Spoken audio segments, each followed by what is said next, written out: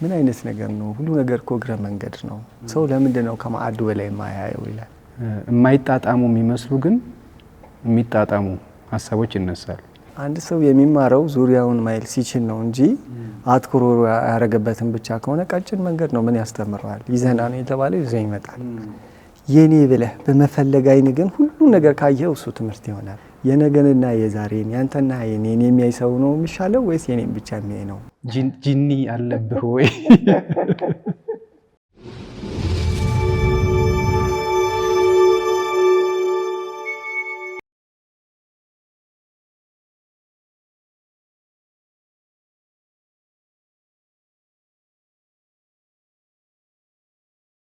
እሺ ፍቄ እንኳን ደህና መጣህ። እንኳን ደስ ያለ ሁለተኛ መጽሐፍ ስለጻፍክ። እንኳን ደህና ቆየኸኝ ወርዲ። እንኳን አብሮ ደስ አለ። በጣም ጥሩ። እንግዲህ ዛሬ ስለ ግርባብና ስለ አዲሱ መጽሐፍ ገበታ ወይም ዳረጎት ሀሳቦች በሚለውት መጽሐፎች ዙሪያ የተወሰኑ ጨዋታዎችን ለማድረግ ነው የመጣነው።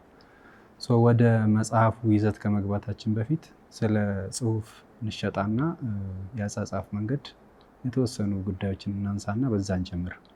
እንግዲህ ብዙ ሰው ወይ ብዙ ጸሐፊ ወይም ብዙ ደራሲ የተለያየ አይነት የአጻጻፍ ዘይቤ ወይም ስታይል አለው። አንዳንዱ በጭንቅላቱ ውስጥ የሆነን ሀሳብ ሲያሰላስል ከርሞ ይጨርሰውና ወደ ወረቀት ያወርደዋል። አንዳንዱ ደግሞ ድንገት ብልጭታ ሀሳብ ይይዝና እሷን መጽሐፍ ሲጀምር ይባስ እየጋለ ሄዶ ሀሳብ ይሆንለታል። አንዳንዱ ደግሞ አንድ ዘለላ ሀሳብ አንስቶ ያቺን ዘለላ ሀሳብ በንባብና በጥናት እያዳበራት ወደ ጽሁፍ ሙሉ ጽሁፍነት ይቀይራታል። ሌሎች ደግሞ ከተፈጥሮና ከፈጣሪ ጋር ሲገናኙ የሀሳብ የማፍለቅ ቴንደንሲ ያላቸው። ይሄ ሁሉ ሆኖ ሳለ አንዳንድ ሰው በምናብ ይጽፋል። ሌላው ሰው ደግሞ በኑሮ ውጣ ውረድ ውስጥ አልፎ ያንን ልምዱን ወደ ጽሁፍነት ይቀይረዋልና ሌላም አይነት መንገዶች አሉ። አንተ ልምድህ ምንድን ነው በሚለው ጥያቄ እንጀምር። ደስ የሚል ነው። ብዙ ጊዜ እርግጥ በሁሉም መንገድ አንተ በጠቀስካቸው ሂጃለሁ። እሺ። አንዳንድ ጊዜ ዛፍ ላይ ፍሬ እንደምታየው እና የጎመራ ፍሬ ስታይና ጥሬ ብስል ስታይ መቼም አቋቋሙ ይለያል። እውነት ነው። የደረሰ ሀሳብ ሳይ እንደዛ ተንጠልጥሎ ላይ ይችላለው መንገድ ላይ ቆም ያያለሁ። እና የደረሰ ሀሳብ የተንጠለጠለ ምንድን ነው? ለምሳሌ ፍሬ ቀይ ሆኖ ጎምሮቶ ልናይ እንችላለን።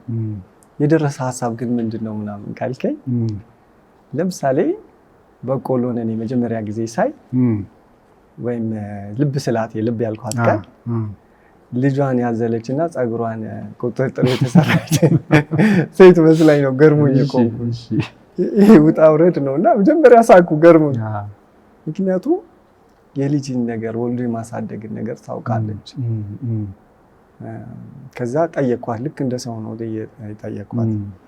ወልዶ የማሳደግ ህመሙን ታውቂዋለሽ ወይ የሚል ጥያቄ ይዤ ወደ እሷ ቀረብኩ። አሁን ይሄ ሀሳብ መነሻው ምንድን ነው? አግራሞት፣ ድንገት ብልጭ ያለ አግራሞት ነው እና ከሰው ጋር ተመሳሰለችብኝ። ከእንደዚህም ሊመጣ ይችላል። አንዳንዴ ደግሞ ተጓዳኝ ሀሳቦች ይሆናሉ። እኔ ተጓዳኝና ፈንጂ ብዬ ነው ሀሳቦችን የሚያዛቸው በራሴ ማለት ነው። ተጓዳኝ የምላቸው ለምሳሌ ስለ አንድ ነገር እያወራው የምፈለፍለው ግን ስለሌላ ነው። ለምሳሌ ስለ ብዕር አወራለሁ፣ ስለ ብዕር ግን አይደለም የምፈልገው። ወይም በኋላ በጥልቀት እናየዋለን። ስለ ብዕር አውርቼ ስለ ነፃ ፍቃድ ነው የማስበው። ማሬና ፍካሪ አይነት አዎ።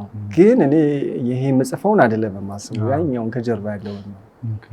ይሄ ተጓዳኝ ጎን ለጎን ስለሚሄድ አንዳንዴ ደግሞ ቃላቶቹ ሲፈነዱ እንደ አበባ ቆሎ ሲፈነዱ አየር ላይ ታገኛቸዋለህ። ያ ለምሳሌ ቅኔያዊ ፍቺ ያላቸው ሊሆኑ ይችላሉ። ለምሳሌ ሰማ ሊሆን ይችላል። ይህንን ምጣድ የምታስስ ሴት ብትሰማው ምጣዱ ሰማ ብላ ሊሆን ይችላል የምትለው። ሌላ ደግሞ ከድምፅ ጋር ሊሆን ይችላል። ጆሮ በጆሮ ይሰማሁ ሊል ይችላል እና የጆሮ ግለቱ ላስበው ይችላል። ጆሮ ምን ሆኖ ሊግል ቻለ ብዬ እጠይቃለሁ። ተወርዋሪ ቃል መጥቶት ሊል ይችላል እና ቀጥሎ ላስብ የምችለው ፍም መስሎ ክፉ ቃል ሰምቶ ፍም መስሎ ስለቀላ ጆሮ ይሆናል እና አሁን ይሄ ሲፈነጥቅ ነው የማየው። ፈንጂ ሀሳቦች ናቸው፣ ወደ ብዙ ትርጓሜ ይሄዳሉ። ግን ፍጥነት ይፈልጋል። ይሄ ፈንጂ ከሆነ አንዳንዴ 5፣ 6፣ 20 ድረስ ሊሆን ይችላል። ወደ 20 ሊተረጎም ይችላል። እና ያንን የተተረጎመ ትርጓሜዎችን ለመያዝ ግን በጣም ፍጥነት ይፈልጋል። እና ፍጥነቱ ከንስር፣ ከአዳኝ አውሬ፣ ከተወርዋሪ ነገር ከነዛ ደግሞ ፍጥነት መማር አለብን። ስለዚህ ሌላው ጊዜ የፍጥነት ትምህርት ሊሆን ይችላል። አሁን ይሄ ዝም ብሎ የሚጻፍ ስላልሆነ ነው። ምክንያቱም ሰክነህ ቆይተህ ሳትነጠቅ ተጠራቅመህ ቆይተህ ነው ልትበተን የምትችለው አንተ። ስለዚህ ይህንን ጉልበት እፈልጋለሁ ለመበተኛ ማለት ነው። ኤግዛምፕል ለዚህ ምሳሌ የአዳም ረታ መጽሐፍ አፍ ላይ ስለ ዲምፕል የሚያወራባት ገልጻለች ብላ ከሆነ እና እሱ ወደ 6 ምናምን አፕሮቾች ነበሩት። ግን እስኪ ሜቢ ሌላ ካየው እቺን እንዴት መረዳት እችላለሁ ብዬ ወደ ራሴ አምጥቼ ያየዋት ነበረች። መነሻውን አሁን ከሱ ወሰድኩ ማለት ነው። ግን አንተ ብትሆን እስኪ እንዴት ትጽፈዋለህ ብዬ ራሴን መጠየቅ ነው። መነሻው ጥያቄ ሆነ ማለት ነው። ከዛ አንድ ባላገር ደግሞ ሲል የሰማሁት ትዝ አለኝ። እቺ ምንድነው የምትለዋ ሲባል ስንቡቅታ ነው የምንላት። ስንቡቅ ያለች ስንቡቃ ቃሉ ራሱ ያስገድዳል እንድሰማው ማለት ነው። ታዲያ ስንቡቅታ ያላት ልጅ ትወዳለህ እንዴ ሲባል አይ ነዳላ በነዳላ የሆነች ነዳላ በነዳላ ብሎ አመጣልኝ። ከዛ የተነደለች እንደሆነች አሰብኩ ማለት ነው። ከዛ አንደኛው ስንቡቅ ማለት ነው። ግን ይሄንን እሷን ርዕስ አድርጌ ብጽፍ ምን ላስብ እችላለሁ? ራሷ ዲምፕልን እንደ ርዕስ በውስጥ ምን ላስብ እችላለሁ? አንደኛ የመጣልኝ አጥንትን እንደ ፍርግርግ ስጋን እንደ ምርጊት አድርጌ አሰብኩኝ። ስለዚህ ስጋ የሚመርገው መልአክ ወይም ደግሞ እንግዲህ የሚዋቀረው ስለሱም ብዙ አስቤበታለሁ። ጠበቃ አድርጎ የመታበት ቦታ ምናልባት ዲምፕል ሊሆን ይችላል ብዬ አሰብኩ። ስርጉድ ይላል፣ ስርቡቅ ይላል አንደኛ ነው። ሌላ ደግሞ የሰው ልጅ ላማላመ ወይም ደግሞ ስጋ ሸካራ ነው ሽካ አይደለም ለማለት ልክ የወፍጮ ሰራተኛ ዱቄትን ቆንጥሮ እንደዚህ እንደሚያደርግ እንደዚህ ስጋ ተቆንጥሮ ወደ ስላሴውና እንትኑ የታወቀበት ቦታ ይመስለኛል። ይሄ ሌላ ጉዳይ ሊሆን ይችላል።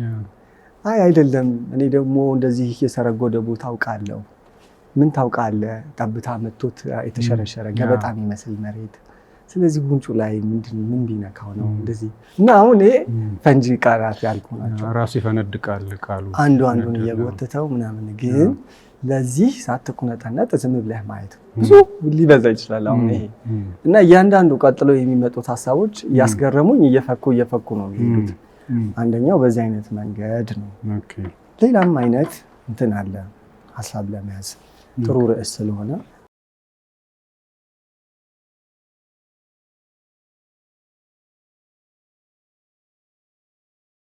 ሀሳብ በራሱ ድፍረት ይፈልጋል። ድፍረት መቼ ነው? ወይ ህልምህ ላይ ሆኖ በህልምህ ላይ የምታየውን አስፈሪ ነገር ጸጥ ብሎ የማየት ችሎታ ሊሆን ይችላል። ወይም ደግሞ ሰዎች በነፍስ ጉዳይ እያወሩ አንተ ጣልቃ ሳትገባ ዝም ብሎ መስማት ሊሆን ይችላል። አለመቁነጥነት ማለት ነው። ወይም ደግሞ አዳኝና ታዳኝን እያየ እስኪ መጨረሻቸው በይና ተበይ ልይ ማለትም ሊሆን ይችላል። እና የድፍረት መልኩ ብዙ ነው። ስለዚህ እዚህ ጋር ቁጭ ስትል ሀሳብ ታገኛለህ፣ ትምህርትም ይመጣል። ስለዚህ ድፍረት አንበሳ ከመፋጠጥ በላይ ድፍረት ያስፈልጋል። እንዳልኩ ፍጥነት ያስፈልጋል። ቅድም እንዳልነው ብታኝ ሀሳቦችን ለመያዝ ድፍረት ያስፈልጋል። አሁን እንዳልነው ከዛ ደግሞ ጉዞም ያስፈልጋል። አንዳንዴ እንደውም ምን ያጋጥመኛል በሀሳብ ዝም ብዬ ሄጄ ሊሆን ይችላል፣ ቅጽበትም ሊሆን ይችላል፣ አላውቅም። እንግዲህ ግን ደግሞ ቅጽበትም ሆነ ረዥም ሰዓት በሀሳብ ሄድክ ማለት ሩቅ ሀገር ደርሶ እንደመጣ ሰው ነው። ያንን አጠገብህ ያለ ሰው ላያውቅ ይችላል። ስለዚህ በአጠገብህ ያሉ ሰዎች ናፍቀውኝ እንዴት ናችሁ ብዬ ሰላም እላለሁ። ሄደህ ተመልሰሃል። እንዴት ናችሁ? ወይም ደግሞ ይናፍቀኛል፣ ምግብ ሊናፍቀኝ ይችላል መሀል ላይ መቼ መጣ የሚልህም ሰው ትፈልጋለህ? አዎ ተመለስክ የሚሉኝ ጓደኞች ነበሩ ብዙ ከለመዱ በኋላ። እሺ አንዴ ደግሞ የሆነ የሚያምር ዛፍ ላይ ዛፍ ስር ቁጭ ብዬ ዛፎቹ ትልልቅ ናቸው እና ዝምታን ለመስማት እየጣርኩ ነበር። ዝምታ ይሰማል ወይ እንጃ ባላውቅም፣ ግን ወፍራም ዝምታ አለ፣ ቀጭን ዝምታ አለ። ሜይ ቢ ይሄ በየትኛው ሴንስ እንደምናውቀው አላውቅም፣ ግን አለ ባይ ነው።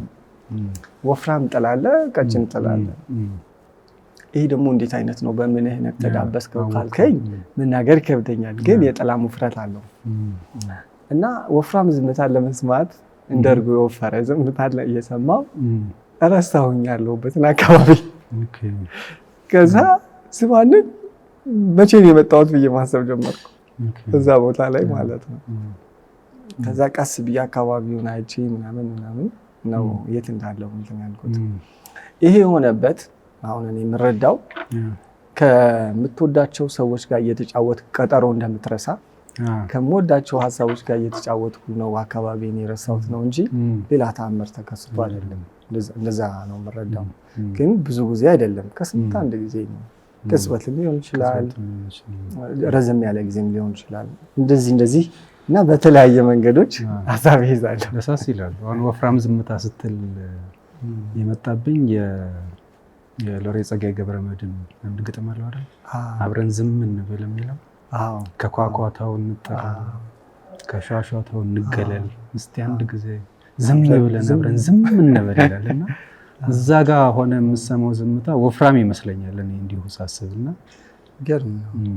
የሚገርምህ በፊት ይህንን ወፍራም ዝምታ ርካሽ ሆኖ አገኘው ነበር በየመንገዱ ካፌ ገብቼ ገበያ ገብቼ። አሁን ወይ ማደጌ ሊሆን ይችላል ወይ ጊዜው ሊሆን ይችላል፣ እንዴት ይሄ ወፍራም ዝምታ እንደተሰባበረብኝ አላውቅም። እና ኳሊቲ ታይም ማግኘት ስቃይ በጣም ውድ ነው። ኤግዛምፕል ትልቅ ሆቴል ቤት ገብተህ ሊሆን ይችላል። ሆቴል ገብተህ ሰው የማይበዛበት የምታገኘው ሌሊት ሁሉ ሰው በእንቅልፍ ከዘገጠ በኋላ ተነስተህ ሊሆን ይችላል የምታገኘው። ወይም ደግሞ ሩቅ ሀገር ሂደህ ሊሆን ይችላል እንጂ ካፌ ገብተህ የሚረብሽ መብራት፣ ለምሳሌ መብራት ይረብሻል፣ ቀጭን ድምፅ ይመጣል sometimes፣ ወይ ክላክስ ይበዛል የሚያስባንን ድንገት፣ ወይ ደግሞ እና ብዙ ጊዜ 3-4 ካፌ ምናምን ቀይሬ ላልጽፍ እችላለሁ።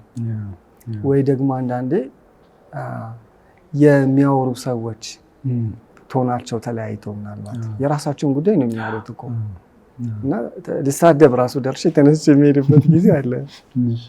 ወይ ደግሞ ሀሳቤን የሚጎትተኝ አለባበስ ሊመጣ ይችላል። ብዙ አይነት ረብሻ ነው ያለው። መብቱ ነው አንድ ሰው እንደፈለገው መሆን። ግን እንትኔን አደቤን ይሰብርብኛል። ምን ደስ የሚል ቃል ነው። እሺ። እና የተሰበረ አደብ ደግሞ ለጽሁፍ አይሆንም። እውነት ነው። ወደ ሁኔታ ቦታና ጊዜ ራሱን የቻለ ጥያቄ አለ፣ ወደዛ እንወጣለን። አሁን ግን ጸጋዬን ካነሳነው አይቀር አያይዤ አንድ ጥያቄ ልጨምር። ጸጋዬ ሎሬ ጸጋዬ ገብረመድህን መሸ ደሞ አምባ ልውጣ የሚል አንድ ግጥም አለው እና ለረጅም ጊዜ አይገባኝም ነበር፣ በቅርብ ነው የተረዳሁት። እና ዋና ሀሳቡ ያገኘሁት ከማን ነው? ምጥቀት በቅኔ አክናፍ ነው የሚለው የፋሲሊት ባረክ መጽሐፍ ጸጋዬ ባዮግራፊ ነው እና ርዕሱ ራሱ ደስ አይልም? ደስ ይላል። ምጥቀት በቅኔ አክናፍ ነው የሚለው። ደስ ይላል። ሶሪንግ ኦን ዊንግድ ቨርስስ ብሎ ነበር መጀመሪያ የጻፈው በእንግሊዝኛ፣ ወደ አማርኛ ሲመልሰው ምጥቀት በቅኔ አክናፍ ይላልና እዛ ላይ ጸጋዬ ማታ ማታ ይጽፋል። ሲጽፍ የሚያገኘው ከፍተኛ እርካታ አለ፣ በጣም ከፍተኛ እርካታ አለ። የእርካታ ምንጩ ቅድም አንተ ስትለው እንደነበር ፍጥነት ይጠይቃል ያልከው ነገር አለ። ወይ ደግሞ የሆነ ሀሳብ ይመጣና እልም ይላል እንደ ህልም ሰው ውስጡ የሆነ የሀሳቡ ሽንፍር ሲነሳበት ያቺን የሀሳቡ ሽንፍር በቃል ጠልፎ ወረቀት ላይ ማስፈር ሲችል ነው እርካታው የሚያገኘው።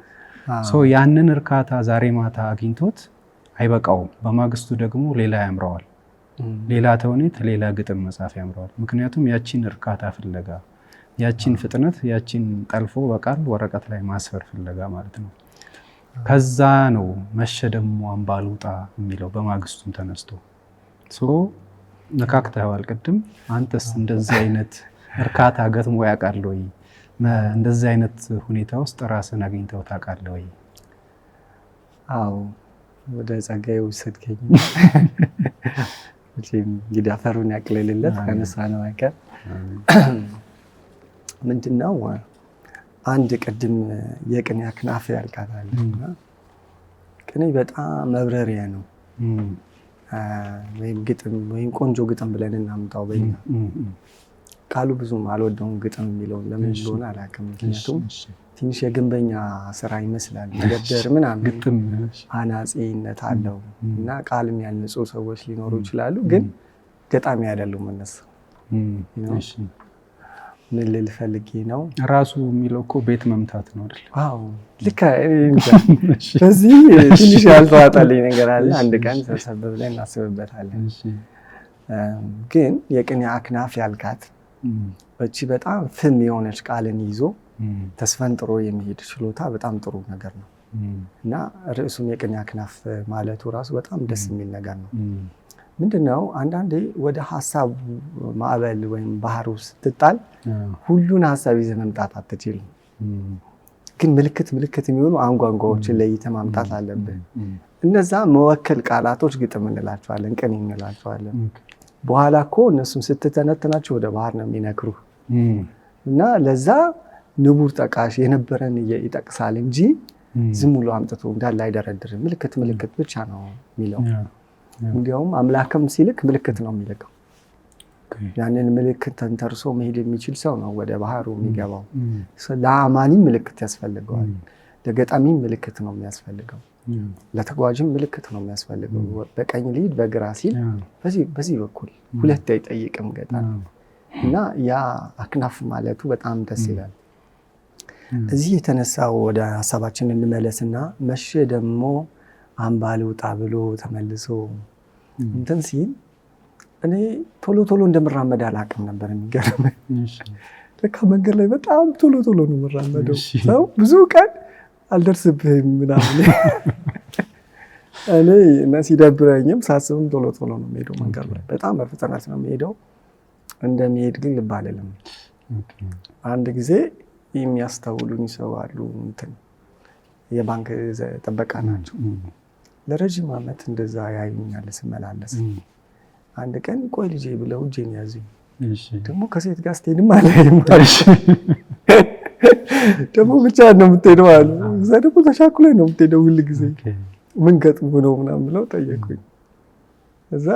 በዛ በኋላ መንገድ እየቀየርኩም በዛ ቦታ ታይቻለሁ ምናምን ብዬ አስቤ ማለፍ ጀመርኩ። አንዴ ደግሞ እንዲህ ኳስ ስንጫወት አያውቁኝም ልጆቹ፣ ግን ቶሎ የሚሄደው ልጅ ብለው የሚያስቡት ምንድነው የምቸኮለው ምናምን እና ይሄ መቸኮል መስሎ አይታየኝም። ግን በመንገድ ውስጥ አካልን ለልፋት በመስጠት ነፍስን ዝም ለማሰኘት ነው። ስለዚህ አሁንም በጣም ስራ ወዳለሁ። ስለዚህ አብዛኛውን ጊዜ አካል ለድካም ሲሰጥ ሀሳብ ይኮላል ብዬ ነው ማስበው። ይጠቅመኛል። ይህን እንደዛ ነው የማደርገው። ስለዚህ ወይ ቀን በጣም ብዙ ስራ ሰራለሁ፣ በሌላም ስራ ሰራለሁ እንጂ እንደውም ስሰንፍና አካሌ ሲያርፍ ብዙ አላስብም። ለእኔ ትጋት ያስፈልገኛል የአካል ለመድከም ማለት ነው።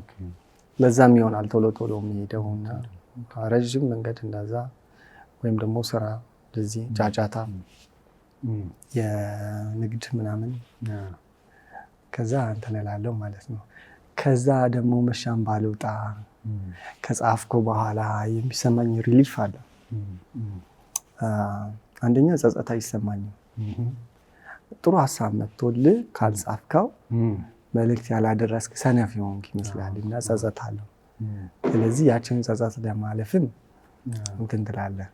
ከዛ ደግሞ የዚህ ዓለም ጥቅሙ ምንድን ነው ብዬ አስባለሁ። ስባቶ የቡና ስባቶ መፋጀቱ እንደሚባለው የዚህ ዓለም ጥቅሙ ማየት ማሰቡ ነው። አሁን አንተ ማነህ ስትለኝ እኔ እያየሁ ነው መልሴ። ላይገናኝ ይችል ይሆናል፣ ግን ትክክለኛ መልሴ እያየሁ ነው ነገሮችን እንጂ እኔ እንዲህ ነኝ ብሎ ወደ ራስ ያለ ምልከታ ብዙም አይታየኝም። ግን እያየሁ ነው የሚለው ሰው በማየት ውስጥ እና መዝገብ የሚይዘውም ለሰዎች ለመናገር ሳይሆን ሁለቴ ተመላልሶ ላለመሄድም ነው ብዙ ጊዜ እና በአጋጣሚ ነው መጽሐፍ የሚሆኑት እንጂ እንትን ያገረ መንገድ ናቸው ራሳቸው። እንጂ ለሰው ብዬ ቁጭ ብዬ ልጻፍ አይደለም። እንደውም አልተናገርኩት ብዙም ግርባብ ላይ እንዳየነው ብዙም እንደውም አልጽፈውም አልጻፍኩትም። እንደዚህ ናቸው። በጣም ጥሩ ደስ ይላል። ቆንጆ ነው። ከዚህ ጋር አሁን እንግዲህ ስለ አጻጻፍ መንገድና ስለ ተመስጦ ወይም ደግሞ እንዴት ሀሳብ እንደምታጠምድ እንዴት እንደምትይዘው ነው የተጫወትነው። አሁን ወደ መጽሐፎቹ እንሂድ። የመጀመሪያው መጽሐፍ ያው ግርባብ ነው። ግርባብ ያደግሰው ይላል። ሁለተኛው መጽሐፍ በቅርቡ የሚወጣው ገበታ ንዑስ ርዕሱ ዳረጎት ሀሳቦች የሚል ነው። ግርባብ ሲጀምርም ሲጨርስም በብዕር ነው የሚጨርሰው። ብዕር 1 እና ብዕር 2 ብሎ ነው የሚጨርሰውና ከዚህ ጋር አንድ ጥያቄ ማንሳት ፈለግኩኝ። አንድ ብዕር አለች። ብዕር 1 ላይ የምታነሳት ባለወርቅ ቅብ ወይም ባለወርቅ ቀፎ ደግሞ ሌላ ባለ ፕላስቲክ ቀፎ አለች። ባለወርቅ ቀፎዋ ብዕር ትኩራራለች በውጪ ገጽታዋ በመልኳ በውበቷ። ግን ደግሞ ጸሐፊው ምን ይላታል? አንቺ እኮ መኩራራት የለብሽም፣ በፕላስቲክም ሆነ ወርቅ ቀፎሽ ያንቺ ተግባር ወገብሽን ተይዘሽ መገፋትና ቀለምሽን መጥፋት ነው። ያንን የሚያደርግሽ ደግሞ ጸሐፊው ወይም ደራሲው ነው አይደለም?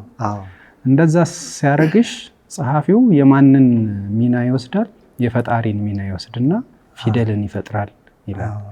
እሷ ወገቧን ተይዛ እየተገፋች ቀለሟን እየተፋች ፊደል ይፈጠርባታል ማለት ነው። በዚህ ሂደት ውስጥ ጸሐፊው ወይም ደራሲው ፈጣሪ ሆነ ማለት ነው። አሁን እዚህ ጋር ወደ ሁለተኛው ጥያቄ ከመሄዴ በፊት ስለ ፊደል እንጫወት።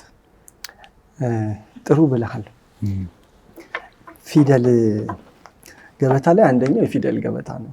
እሺ የምግብ ገበታ ሰው ሊመጣለት ይችላል እንጂ የፊደል ገበታ አለ። ከዛ የምግብ ገበታም አለ። ከዛ ደግሞ የእግር ገበቴም አለ ያነሳሁት። ስለዚህ ከብዕር ጋር የሚያገናኘው ትንሽ ነገር አለ። ብዕር የሚለው ኮንሰፕት የመጀመሪያው አንድ መጽሐፍ መሆን ይችላል። እንደውም ይሆንም ነው። ለምንድን ነው? መጀመሪያ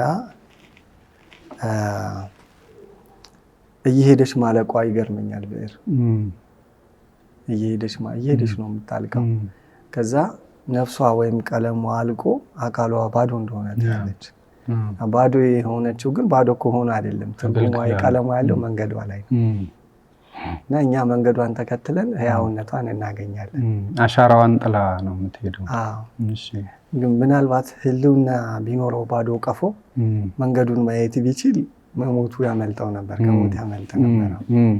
ግን እኔ ብሎ የሚያስበው ቀለሙን ሰብስቦ በሆድ ውስጥ ሲኖር ስለሆነ እኔነቱን አለማውቁ ያሳዝናል። አንደኛ ይሄ ነው። ግን ደግሞ በሌላ መልኩ ቸክችከን ወረቀት ገጽ ላይ ብንጨርሳት መንገዷ ለእኛም ለእሷም ዋጋ ቢስ ነው። ለምን ቸክችከን ተከትለን አናነበው? ስለዚህ ሰው በአካሉ እድሜውን ይዞ ሲጽፍ የሚነበብ ቢሆን ጥሩ ነው። ለምን ትርጉም ያለው ገጽ ትርጉም ያለው ነው እንዲኖር። ሌላ እንደው አካሏን ካነሳን አይቀር ወርቅና ላስቲክ ብለህ ስለያነሳኸው እኔ እቺን ብዕር የምሰራት ወይም ደግሞ የምጠቀምባት ለአካሏ ብዬ አይደለም። በብርም በወርቅም በሌላም ብረት ተሰራች። የደስደስ እርግጥ ሊኖራት ይችላል። ዋናው ተግባሯ ግን የምፈልገውን ሀሳብ ወረቀት የሚባል ሀገር ላይ እንድታሳርፍልኝ ነው። በመጀመሪያ ሀገር ሰራሁላት ወረቀት የሚባል። ከዛ አካሏን ሰራሁ፣ ቀለም አጠጣኋት። ከዛ ወገቧን ይዤ ያንቀሳቀስኩኝ። አሁን ይህን ሁሉ ስሰራ ለእኔ ሀሳብ ብዬ ነው እንጂ ለእሷ ሊመስላት ይችላል። ምክንያቱም ወረቀትም ስሰራ ቀለምም ስቀምም የኔ አእምሮ ውስጥ ያለውን ሀሳብ ወረቀት የሚባልና ከኔ ትርጓሜ አንጻር ነው እንጂ ከሷ ጋር ምን ያገናኛል?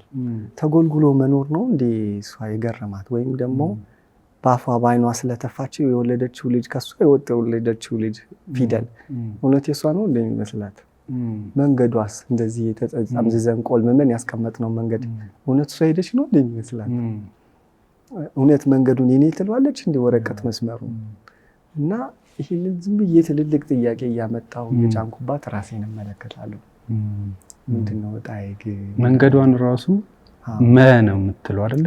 መ በጥልፍልፍ ነው ራሱ ተቆልሙ ብዙ። ከዛ ምንድነው የምጠይቀው መሰለ የኔ ዕጣ ክፍል ከዚች ብዕር በምንድን ነው የሚለየው? አካሌን እኔ ያልሰራሁት ምንም ድርሻ የለኝም አካሌ ላይ። ዓለሙን ይሄ የሚሄድበትን መንገድ እኔ ያልሰራሁም፣ ምግቤን እኔ ያልሰራሁም፣ ቃላቶችን ምን ያልሰራኋቸው የምናገራቸው ምንድነው የኔ ድርሻ አላለሁ። ኃይሌን ደግሞ የሚያንቀሳቀሰኝ ኃይሌ ምግብን የኔ አይደለም ኃይሉ እና ባይተዋርነቴን እዚች ጋር አገኛለሁ። ግን በቃ ተመልሼ ይሄንን ትልቁን ጥያቄ አዳፍነውና አይ ሰው ላስቲክ ለብሻለሁ ወርቅ ለብሻለሁ ይላል፣ ግን መንገዱን ቢያስተካክል ይሻለዋል። ምክንያቱም ወርቅም ለበሰ ላስቲክም ለበሰ አካሄድን ማስተካከል ነው የሚያስነብበው እላለሁ። መቸክቸክ አያዋጣም። ወርቅ ለብሶ ችክችክ ሆኖ የሚያልቅ ብዕር ምን ትርጉም አለው? አካሄዱን ያስተካከለ የላስቲክ ብዕር ግን የተሻለ ነው። ላስቲክ ለብሶ አካሄዱን ካስተካከለ ዋናው አካሄድ ነው፣ ምንም ችግር የለውም። ተነቦ ለማለፍ ከሆነ ትርጉሙ ደግሞ ተነቦ ለማለፍ ነው። አንደኛ ይሄ ብዕርን ብዕዝ ያደረገ እንትን ነው። ሌላ ፊደላትም ደግሞ ሌላ ጉዳይ አላቸው። ይህንንም ከገበታ ጋር በጣም ማግኘት እንችላለን። ይሄ የሆነበት ምክንያት የነገረ ፊደል በጣም ብዙ ያሰብኩበት ሌላ ማስብበት ይመስለኛል። አሁን ምንድነው አንደኛ ወደ ፊደል ገበታ ወደ ገበታው ከመሄዳችን በፊት ፊደልን ራሱ ርዕስ ላድርግ ብዬ ነው። ምንድነው የሚኖሩት ራቆታቸውን ነበረ መናቤ ውስጥ። ከዛ ከመናቤ ወጥተው ገጽ ወረቀት ላይ ሲያርፉ ቀለም እየለበሱ ነው የሚያርፉት። ሲስሞኑም ሆኑ የልካቸውን ይለብሳሉ። የልኩን ያለበሰ ፊደል መጠሪያው ሌላ ነው። ምን ይባላል? ለምሳሌ የባን ቢለብሱ ቢመጣ ባብለህ ነው እንጂ በብለህ አታውቀውም። ለምን? ልብሱ ሌላ ስለሆነ በልብሳቸው ነው የሚለዩት እንጂ አታውቃቸውም ማለት ነው። እኔ አንተን ልብስ ብለብስ ግን እኔ ነኝ አይተሃል። እና እንደዚህ ፊደል ግን እንደዚህ አይደለም። እንደዛ አይደለም። እሺ የሌላ ልብስ የለበሰ ፊደል መጠሪያው ሌላ ነው። አንዳንዴም ግን ልኩን ያለበሰ ሰው መጠሪያው ሌላ ሊሆን ይችላል። ይህንንም ግን በኮቴሽን እንለፈው። ይህንንም ተገዝቤ የልክ ቢለብሱ ግን ጥሩ ነው። እዚህ ጋር አንድ ነገር ማምጣት እንችላለን። በጣም የሚገርመኝ ከቁርአን ውስጥ ሙዳሲሪን የሚል ምዕራፍ አለ 73ኛ። አንተ ተከናናቢ ሆይ ነው የሚለው። አንተ ተከናናቢ ሆይ። እና ርዕሱ የተከናናቢው ምዕራፍ ነው ርዕሱ። እና ፊደልም እንግዲህ ተከናንበው ነው ያያቸው። አሁን ቀለምን ተጀቡ ነው። ሰውም ስጋውን ለብሶ አይተናል። በግላጭ ያየነው ነገር እስካሁን የለም። ተከናናቢው ላይ እንደዚህ ትልልቅ ሰዎች ተሰብስበው ምን ማለት ነው ይሄ ርዕስ ብለው ተወያዩ። ሰውን ምን ይሸፍነዋል በሚለው ማለት ነው። ሰውንማ ስራው ነው የሚሸፍነው፣ የሰው ልብሱ ስራው ነው አሉ። እና በሀቅ ሰርቶ ያመጣና በሀቅ ሰርቶ ያልመጣ ሰው እኩል ይታያል ይላሉ። እውነትም ስታስበው ነገረኛን ሰውና ወይም ደግሞ መልካም ሰው እኩል አታይም። በምንድነው? በስራውን የሸፈነው። ስራ ይሸፍናል ማለት ነው። ሌላ ልብሱም ነው፣ ኖርማሊ አካል ልብሱም ነው አሉ። አንተ የተጀቦንከው የለበስከው የተሸፈንከው ማለት ነው አሉ። አይ ሰበቡ ነው ሰርቶ አሁን ቅድም የመጣ ነው ስራውና ሌላ ነው ያመጣበትም ነገር ነው። ሰው የበላውንም ስለሚሆን በበላውም ይጠየቃል የሚልም ሌላ አይነት አቀራረብ አለው። ምክንያቱም አካል እድገቱ ከመገብከው ነው። ስለዚህ በሀቅ ያላደገ አካል እሱም ሌላ ጉዳይ ነው። ብቻ እንደዚህ ብዙ አይነት ርዕሶች ተነሱና ደስ የሚል ነገር ነው። ወደ ጨዋታችን ስንመጣ ግን የሚጻፉት እንትኖች ፊደሎች ኢንቴንሽናቸው በሀቅና በሀቅ ላይሆን ይችላል። ከግለታቸው አንጻር ሞቃትና ቀዝቃዛ ሊሆኑ ይችላሉ። ደግና ጥሩ ሊሆኑ ይችላሉ። ቅድም ለስድብ የተጣመረ ፊደል ለምርቃት ሆኖ ሲመጣ በምን ታጥቦ ነው የሚመጣው? ግን መንገድ ቀይሮ ነው እንደ የሚመጣው? ወይም ደግሞ ጥሩ ቃላት በመጥፎ ሰው አፍ ውስጥ እንዴት ነው የሚሆኑት? ዝም ብሎ ህያው አድርጌ ቃላት ለምትንስል እንዲህ ይመቻቸዋል ወይ አይመቻቸው ሌላ ጉዳይ ነው። የማደሪያቸውን ዝም ብለህ ህያው አድርገህ ካሰብኳቸው ትንሽ አጫውታለም ያሳስባል። በጣም ለእኔ የጠቀመኝ ያገኘሁት ሀሳብ ግን ፊደል በንና ፊደል ባን ሳዋራ ነው። ፊደል ባን እግርህ የተቆረጠ እግርህ በመቆረጡ ከፊደል ታንሳለህ ወይ በእግሩ ስለተቆረጠ ወይም ደግሞ እኔንም እንደ ሰው እንደ ሌሎቹ እኩል አድርግና እግር ቀጥልልኝ ቢል እኮ እሱ የጎደለው ነገር እኔ ብዙ ቀለም አለኝ። አንድ በርሜል ቀለም ከዛም በላይ የሚፈልገው ልሰጠው እችላለሁ። ግን እሱ ጎደሎ ሆኖ ነበረ ሙሉ የሆነው። ለምን ባ ተብሎ ለማደር ግዴታ ጎደሎ መቆረጥ አለበት። ከዛ ግን ያነሰ ይመስለዋል። ግን አሁን እኛም ስንጫወት ቆራጣ ብለን ጠራ ነው። ቦንም እንደዛው ግን ቆራጣ ሆነው ነው ወይስ እንደዛ ሁነው ነው? ሁኖ የተገኘ እንዴት ቆራጣ ሊባል ይችላል? መሆኑን እኮ ነው የተቀበለው። በራሱ ሙሉ ነው። በራሱ ሙሉ ነው። እኛ ቆራጣ ያልነው አነጻጸር ያወቅ ነው። ከሌሎች ከዙሪያው ካሉ ፍጥረቶች ጋር አወዳድረን እሱ ቆራጣ ነው። እና ከዚህ ምን ተማርኩኝ? ለካ ችግሬ መጣው በንጽጽር እንጂ እኔ ችግር የለብኝም። በራሴ መቆም የምችል ሙሉ ሰው ነኝ። አዎ፣ ግን ብዙ ሰው ደሃ ነኝ የሚለው ተነጻጽሮ ከሌላው ሰው ነው። እና የለኝም የሚለውም ሌሎች ስለያዙ እንጂ ራሱ የጎደለው የለም። እና መሆኔን እንድቀበል በመሆኔ ጉድለት የለብኝም። ባ ተብሎ ለማደር አልሰነፍኩም። ስለዚህ አንደኛው እሱ ነገር ነው። ጥሩ ቁም ነገር አገኘ። ለምን መሆኔን በተቀበልኩ ጊዜ ጉድለት እንደሌለኝ ሲመጣም ደግሞ ተቋጭቼ የሚመጣውት ሲያርፍ ገጽ ይዞ ወረቀት ላይ ሲያርፍ እንደመሆኑ እንደማን ሊሆን ይጠበቃል። እና እኔ ተነጻጽሬ ሌሎቹ ቅጥልጥል አስፈላጊ ነገር ለራሳቸው አስፈላጊ ነገር ለእኔ ደግሞ ሸክም የሆነ ነገር ስለያዙ ምን ያስቀናኛል ወይም ደግሞ ምን ሌላ የለኝ ይመስለኛል። በዚህ ትልቅ ረፍት አገኝ። አንደኛ ፊደሎች አስተማሩኝ ነው። ፊደል ገበታ የሚለው ሀሁ ሂሃ ወይ ሀለሃመ ሳይሆን ከቅርጻቸውና ከድምጸታቸው ከቀለማቸው የተማርከው ነው ማለት ነው። ሌላ ትምህርት ነው። ጥሩ ደስ የሚል እይታ ነው። እሺ ገበታ የሚለውም ደግሞ ስታይ በሰንጠረዥ ነው የምናስቀምጣቸው እና ማን አስሯቸው ነው? አባቴ እንደዚህ ለኛል ልጄ ረዥም አንገት ያለው ረዥም ቀና ብሎ መቀንጠስ ረዥም አንገት ላለው ቀጭኔ ነው፣ ለሰው ግን አጎንብሶ ከገበታው ተሻለው ይላል። አያያ ገበታ ምንድነው ይላል ልጅየው። አይ ገበታማ አንድም መገቢያ ነው፣ ሌላም ደግሞ የፊደል እንትን ነው። ከአይኔ ታጋየው አልኪለዋል። ደግሞ የፊደል ገበታ ምንድነው ብሎ ጠየቀው። የፊደል ገበታማ ጠቃሚ መሆናቸውን ያወቀ ጎበዝ ሰብስቦ የታሰረበት ቦታ ነው። የፊደል ገበታ እስር ቤት ነው አለው። እንዴት እስር ቤት ሆነ ያለው? አይ ምን አጠፍተው ምናምን እንደዚህ ይለዋል። አንዳንድ ጊዜ እኮ ነገርን የምናስረው ስለሚጠቅመን እንጂ ስላጠፋ አይደለም አለ። እና በጣም ግን ጎበዝ ነው። እነሱን ዘምቶ ያሰረ ሰው አለ። ዘምቶ በግድ አስገብሮ እንግዲህ እውነትም ዘማች ናቸው። ቅድም ሀሳብ ለመያዝ ጦረኛ ወታደር መሆን አለብህ፣ ማድፈጥ አለብህ። አድፍጦ ዋና ዋና ቃላትን አምጥቶ በዛ ውስጥ ያጎረልንን ጀግና ሰው እናመሰግነዋለን። ለምን ስንትና ስንት ተሰዶ ነው አምጥቶ የሚያስራቸው ማለት ነው። እና የታሰሩበት ቦታ የፊደል ገበታ ይባላል። አምላክ ደግሞ የታረዙትን አልብሶ የታሰሩትን ጠይቁ ይላል። የፊደል ልብስ ቀለም ነው። ቀለም እያስኪደ አጫውታቸው ሲያረጁ ማለት ነው። ፊደል አጫውታቸው አብዝቶ ለሚጠይቃቸው የተደበቀ ሚስጥራቸውን ይገልጡለታል። ከዛ ሚስጥር የሰማ ሰው ነው ምሁር የሚባለው ይለዋል። እና እስር ቤት መጠየቅ መልካም ነው። ይሄ ቦታ አንደኛ ፊደል ገበታ ነው። ካልክም ደግሞ በጣም ቆራጥ ናቸው። ከቤሳም ይስላሉ፣ ከመርፌም ይሾላሉ። ነገረኛ ሰው ላይ የሚፈጠረው የቃላት ጥምረት ከቤሳ ይስላል እኮ። ሲቆርጡም ይቆርጣሉ፣ ሲጠቅሙም ይጠቅማሉ። እና እንደዛ ነው። ይሄ ነው የፊደል ገበታ ነው። በጣም ጥሩ። ቅድም ደራሲው ወይም ጸሐፊው ፊደልን ብዕርን ወገቧን ይዞ ፊደልን ይፈጥራል አለን። አሁን አርዝመን ካየነው ደግሞ ደራሲውን ወይም ጸሐፊውን ራሱ የሚገፋ አንድ አካል አለ ማለት ነው። የሚፈጥረው ወገቡን ይዞ የሚያጽፈው ወይም ደግሞ የሚነሽጠው።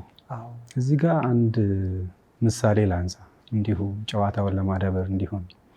ኤልዛቤት ጊልበርት የምትባል አንድ ጸሐፊ አለች። እሷ ኢት ፕሬይ ላቭ የሚል መጽሐፍ ጽፋ ነበር። ድንቅ መጽሐፍ ነው እና በኋላ ወዳጆቿ ይሳሱላት ጀመር፣ ይፈሩላት ጀመር። ምንድነው ፍራቻቸው? ይሄ መጽሐፍሽ ማስተርፒስ ነው፣ ከዚህ በኋላ የምትጽፊው መጽሐፍ እንደዚህ ላይሆን ይችላል፣ አትፈሪም ወይ? ስኬቴ ከኋላዬ ነው ብለሽ አትሰጊም ወይ ብለው ሲጠይቋት እሷ ያለችው ምንድነው? የሆነ የውጭ ኃይል አንዳች ኃይል መጥቶ ነክቶኝ ወይም ይዞኝ ሄዶ ጂኔስ ትለዋለች ወይም ጂኒ እኛ በምናውቀው ሳይሆን አሉታዊ ትርጉም ሳይሆን ጂኔስ የሚለውን ቃል ወስዳ ነው። የሆነ ጂኒ መጥቶ ነክቶኝ ወይም ይዞኝ ሄዶ ነው ይሄን የጻፍኩት። ስለዚህ እኔ አይደለሁኝም፣ ያ ጂኒ ነው የጻፈው ወይም ያጻፈኝ።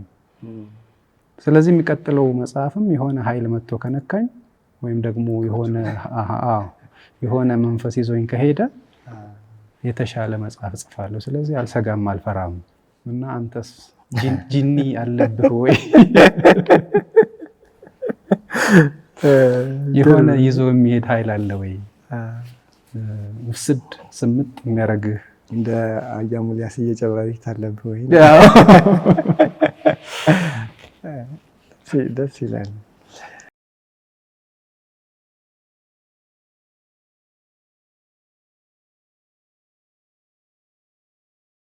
ቅድም ብዕርን እኔ ይዤ እንዳንቀሳቀስኳት ወገብህን ይዞ ማን ያንቀሳቅስሃል ነው ዋናው ነገር። ለዛም የነጻ ፍቃድ ጉዳይ ሆኖ አብዛኛውን ነገር አየው። በዚህ ምክንያት ሌላ ሜታፎር አመጣሁ ለራሴ። ምናልባት እዚህ ጋር ተካቶ ይሆን አልተካተተ አላወኩም። ምንድነው? አልበቃኝም ብዕር ይሄንን ጥያቄ ለመመለስ። ወደ ምንድን ነው የሄድኩት? ወደ ክራር ሄድኩ። ወደ ክራር የሄድኩበት ምክንያት ምንድነው? 5 ክሮች አሉት ክራር እና ጠብቆና ላልቶ ነው የታሰሩት አምስቱ። አንድ አይነት ምት ሲያርፍባቸው ግን የተለያየ ድምፅ አወጡ። እንዴ ክር ልዩነት የለው? የክር ልዩነት እኮ የለውም። ድምፃቸው እንዴት የተለያየ ሆነ ብዬ ሳይ እንደታሰሩት ነው የጮሁት።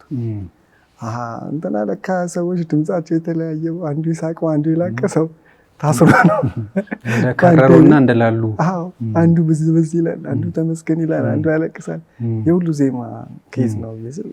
ለካ ሰው እንደታሰረው ነው የሚጮኸው። እኔ በለጥኩም እኔ ያነስኩም ብሎ አንዱ ምርር ብሎ የሚያለቅሰው አንዱ ደስ ቢለው ሰው እንደታሰረበት ነው የሚጮኸው።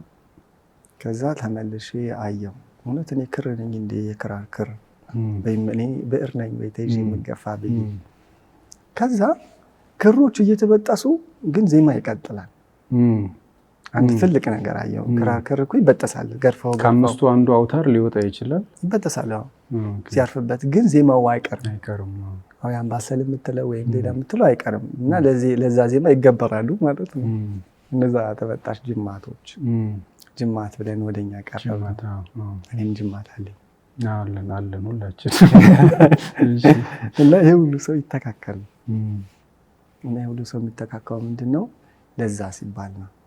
ስለዚህ ዜማውን የሚሰማ ግርፋቱን ይረሳል። ስለዚህ ይሄን ሁሉ ቋቋታ እንዴት አድርጌ ነው የምረሳው? ደስታውን በለው ወይም ዜማውን እና ይሄ ሁሉ እያየሁ ነው አላልኩም ቅድም? እያየሁ ነው። ስለዚህ እያየሁና እየሰማሁ የሚሆኑትን ነገሮች አልፈዋለሁ ማለት ነው። አንተ ማነህ ስትለኝ የሆነ ድምፅና የሆነ ሁናቴ አይደለም የምጠራው ማለት ነው። ስለዚህ ያኛውን ቅድም ያልኩውን ትልቅ የራሴን አዘር ሃየር ሰልፍን በለው ማየት ከሆነ እሱን ስታይ ትንንሾቹን ትተዋቸዋለህ ማለት ነው። ስለዚህ አንደኛ እሱን አያለሁ። በዛ ውስጥ ማየት ብቻ ነው፣ የኮለለ ማየት ብቻ ነው ያለው እና የትም መሄድ አያስፈልግም። መድረስ አያስፈልግም። ምክንያቱም መሄድ በራሱ ማነስም አለው።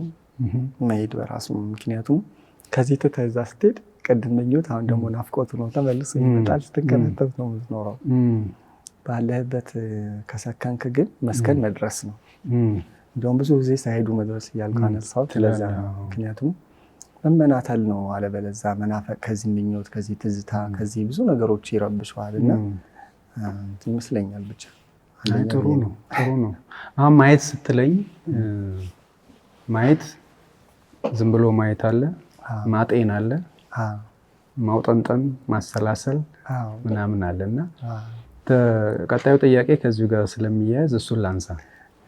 ብዙዎቹ በግርባብም በገበታም የተነሱ ብዙዎቹ ርዕሰ ጉዳዮች ወይም ሀሳቦች ቆም ብለው ማሰብ የሚፈልጉ ማሰላሰል የሚፈልጉ ትንንሽ ሆነው ግን ቆም ብለው የምታስባቸው ወደፊትም ሊተነተኑና ሊብራሩ የሚችሉ ሀሳቦች ናቸውና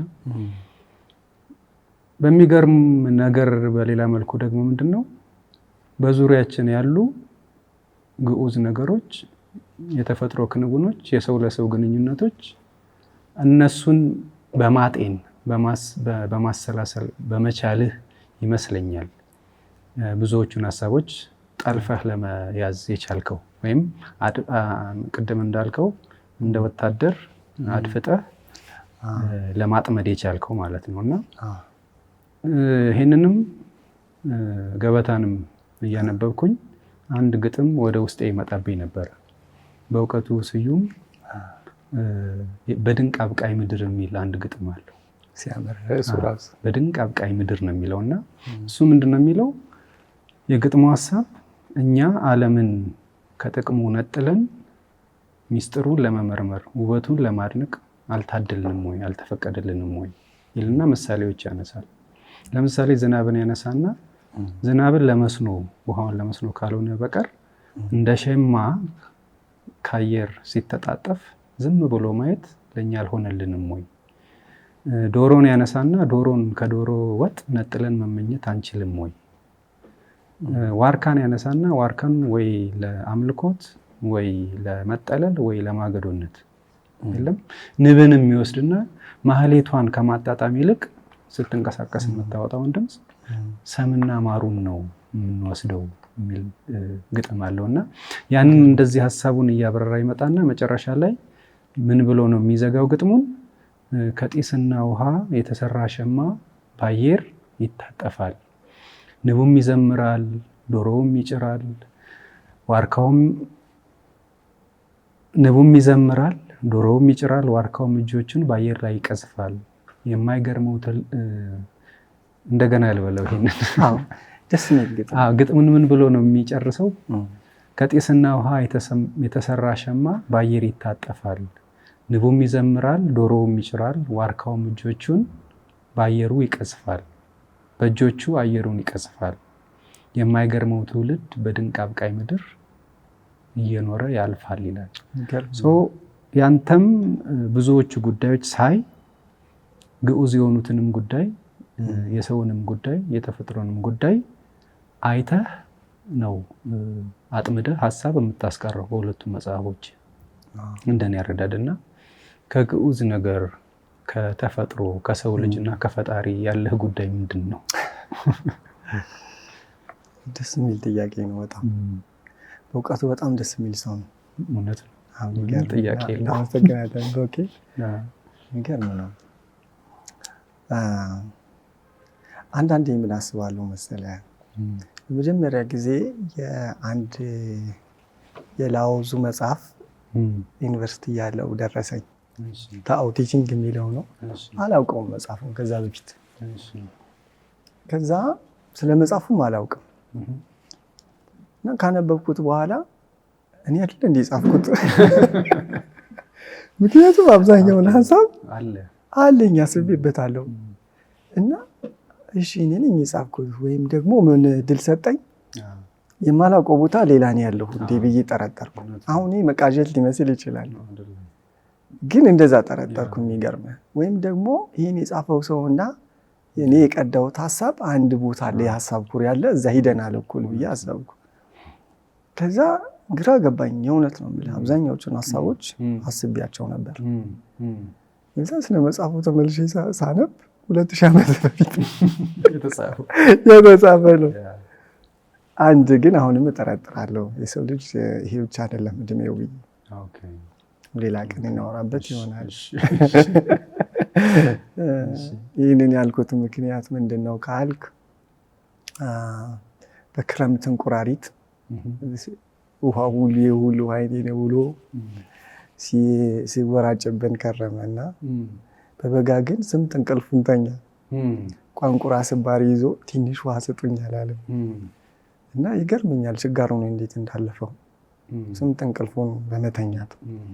እና አንዳንድ ጊዜ የሆነ ቦታ ስምጥ እንቅልፍ ተኝተናል እና ይሄ ደግሞ ክረምት ሆኖ ህይወት ሆኗል።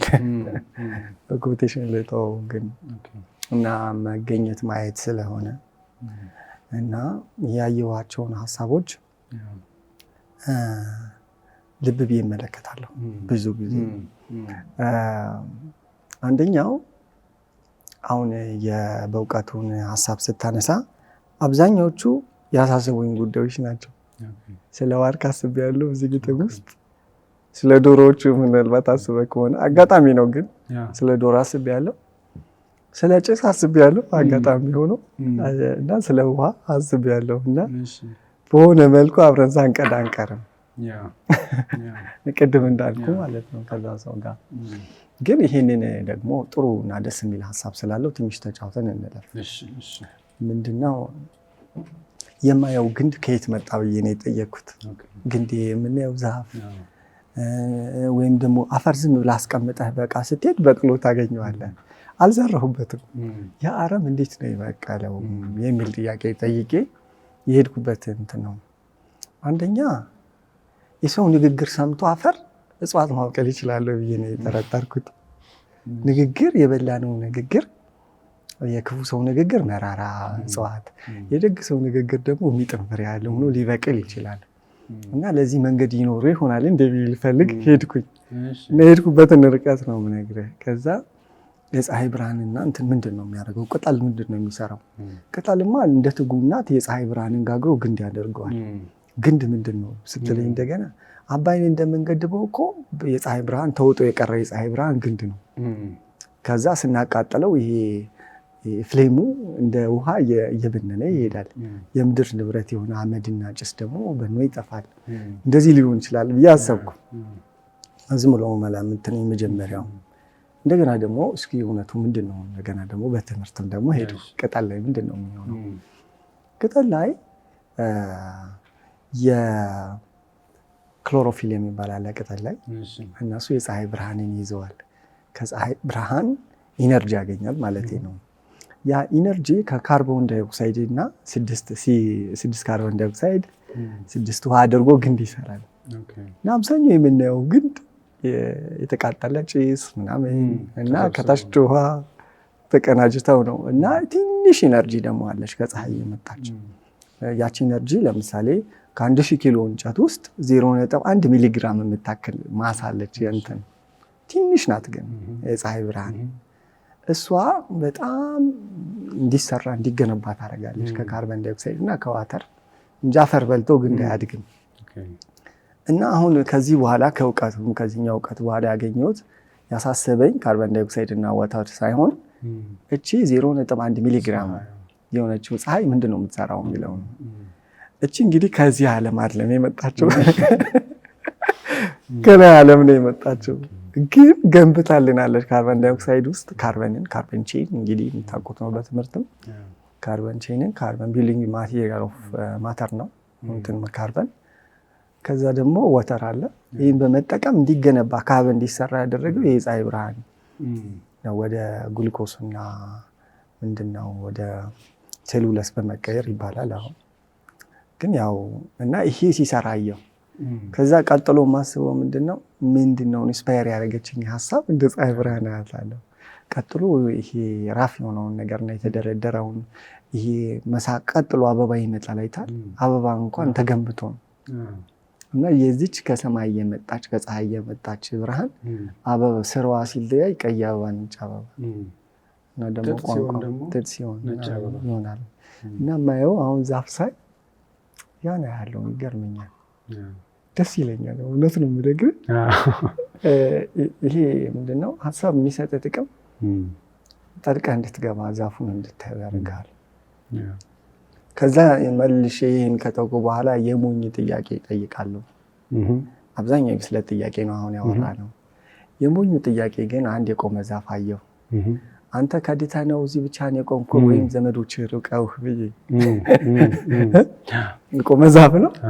እንዴት ጫካ ውስጥ ተሰብስበህ ከዘመዶች ጋር አልቆምክም? ያንን የጠየኩት እንደዛው የራሴን ስለማገኝ ነው። ዘመዶች ጥለው ወይስ አንተ ተለይተህ? ዝም ከዛፉ ጋር ሂጄ አብሬ ከስሩ ቁጭ እላለሁ። ላባብል ብዬ ነው። ምን ልትለው ትችላለህ? ምክንያቱም ሰው ነው፣ እኔም ብቻዬን ነኝ። ፍጥረታችን ባይመሳሰልም ትንሽ ማውራት እንችላለን። የዛፍ ፍሬው ምንድን ነው? ያንጠለጠልከው ፍሬ ነው? ጥላ ነው? እኔ ጥላ ብዬ ነው የመጣሁት። አይገርምም? የዛፍ ፍሬው ጥላው ነው ለኔ። የሰው ፍሬውስ ምንድን ነው ካልከኝ አሁንም ጥላው ነው የምለው። ሰው ሁሉ እኩል ነው ካልከኝ አይ እኩል አይደለም እላለሁ። አሁን እንዴት ካልክ ጥላው ትልቅ የሆነ ሰውና ጥላው ትንሽ የሆነ ሰው እንዴት እኩል ይሆናሉ? ብዙ ሰው ከራሱ ተርፎ ለሌላ የሚሆን ሰውና ለጥላ ጎረምሳ ሰው እንዴት እኩል ይሆናሉ? ጥላ የምትለው ይሄ ጥቁሩን ከዛፉ ጋርማ እኔ ጥላውን ብዬ ሄጄ ቁጭ አልኩኝ። የሰውን ጥላ የምትለው ሰውማ ከራሱ ተርፎ ለዘመድ አዝማዶ ለወገኑ መድረሱ ነው። ግልጽ እንዲሆን ነው። ከዘመዶቹ ጋር የደረሰ ለዘመዶቹ የበቃ የራበውን ያበላ ለሀገር የተረፈ ሰውና አንድ ለራሱ እንኳን የሚሰስት ሰው እንዴት እኩል ይሆናሉ? ሰው ሁሉ እኩል ነው ስትለኝ አይ በጥላ ይበላለጣሉ እላለሁ። እና አንደኛ ትጋቴን የማገኝበት መንገድ ጥላዬን ትልቅ ለማድረግ ነው። በጣም ጥሩ። እንዲያድግም እንዲወፍርም እንመኛለን። እና አሁን ትጋት ብዙ ጊዜ ይመጣል። ትጋት እቺ ኢንስፓይሬሽን ማለት ነው። አንደኛ አሁን ያልኩ ፐርፐዙ ምንድነው? ጥላን ለማተለቅ አልኩ። ጥላው ትልቅ የሆነ ትልቅ ነው። ሌላ ደግሞ ግልጽ የማይሆን ለምሳሌ ከሃይማኖት ወይም ደግሞ ፈጣሪ ያዘዘኝ ከማሳካት አንፃር ልክም ሆነ ልክም አልሆነ እምነት ውስጥ ከሆንክ የታዘዝከው ማሳካት ራሱ ሌላ ግብ ይሆናል። አሁን ጥለን ከማስፋት እንትን ባሻገር ማለት ነው። ሌሎቹ ቢቀሩ ማለት ነው እንጂ እንዲያው በጣም ጥሩ። ያው ግዑዙን ከተፈጥሮ ሰውን ከፈጣሪ አገናኝተህ አብራርተህልኛል። ጥያቄ ተመልሷል። ሌላ እንግዲህ አሁን አነሳን አይደለም? ስለ ዶሮ አነሳን። በእውቀቱ በዛ በድንቅ አብቃይ ግጥሙ ለእሳት ቀለም ክንፉ ለአጫጫር ሚስጥሩ ይላል። የዶሮ እሳት ቀለም ክንፍ አተኩረ ስታየው ነው የሚወጣው። አጫጫር ሚስጥር ራሱ እንዴት ነው የሚጭረው የሚለውን ነገር ስታይ እንትን ትላለህ። አሁን እዚህ ግርባብ ላይ ተመሳሳይ ስለ ዶሮ ካነሳን በዛውን ቀጥል ብዬ ነው። ኩብኩባ የምትል አንድ ፓርት አለች። ከዚህ ጋር ተገናኘችብኝና እስቲ እሷን እናብራራት። ኩብኩባ የምትል ፓርት አለች። እሷን ሳነብ ኮኮነ ነው ደስ አይልም? ዓለም እንቁላል ናት የሚል ነገር አየሁኝ።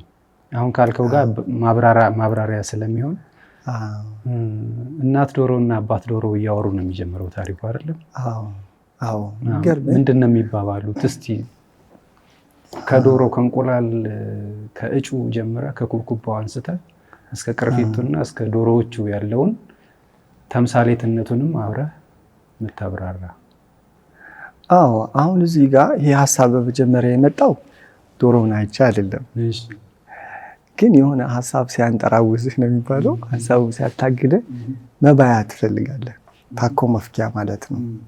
አንዳንድ ጊዜ እኮ ትልቅ ሰው ብቻውን ሲሆን ይሁን ብሎ ላም ያጫውታል። እንኳን ሰው በሬውን ገበሬ ለበሬው እንደዚህ ያወጋል። እና ማውጊያ ጉዳይ አቻ ስታጣ ላገኘው ታወጋለሁ። እሱ አንድ ሌላ ሜትድ ነው። አንዳንዶቹ እንደዛ ነው የጻፍኳቸው።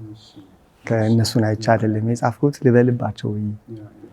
እና ሰው ደግሞ ስለ ጉዞቹ የጻፍኩ ሊመስለው ይችላል። አይ መባያ ናቸው እንጂ እነዚህን ተዋቸው፣ ዋናው እንጫወት ግድ የለም ለጨዋታ ነው ያመጣኋቸው እላለሁ። አንደኛው በእርግጥም ዶሮና እኔን የሚያመሳስሉ ብዙ ጉዳዮች አሉ። የሰው ልጅ ማለቴ ምንድነው ይሄ መጣልን ፍለጋ ከየት ነው የመጣሁት? እንዴት ነው የሰው ልጅ የተጀመረ ብለው ሰዎች አርኪኦሎጂ አለ አይደል? የሰው ልጅ የተገኘው ከመሬት ነው ሲቆፍር የሚል እንደዛ አለ። የሰው ልጅ ደግሞ ከላይ በሮ ነው የመጣው የሚል አለ። ጅማሮና ማብቂያ ምን ይመስላል? መወለድና ሞት ምን አይነት ነው የሚሉ አሉ። አንዲት ወፍ በራ ትመጣለች።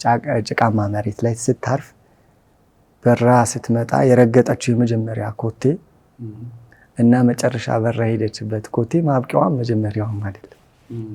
በሮ መምጣት ለሚባል ነገር በመሬት መራመድ ሌላ አይነት አካሄድ እንጂ የፍጥረት መጀመሪያ አይደለም።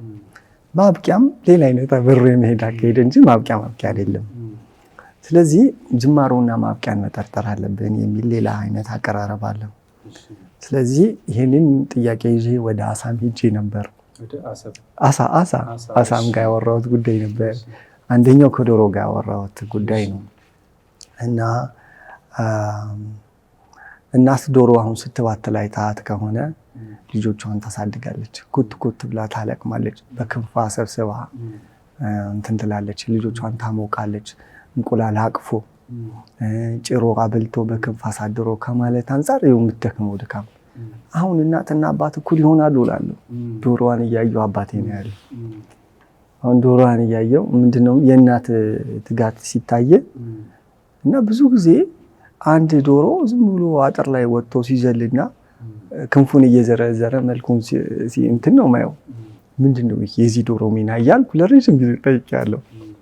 ግን ለካ አንድ ቀን ሳስተውል ለበዓል የሚታረደው ብዙ ጊዜ ወንድ ዶሮ ነው እንዴ! የሴቷን ፋንታ እየታረደ ነው እንዴ! መስዋዕት እየሆነ ነው። መስዋዕቱ ነው ሞቶ ማኖር ደግሞ ጭሮ ከማኖር ይበልጥ የለም ወይ አባቴ ይቅርታ አድርግልኝ። ለካ አንተ ለእኔ ለሞት ነው እየተዘጋጀ ያለው።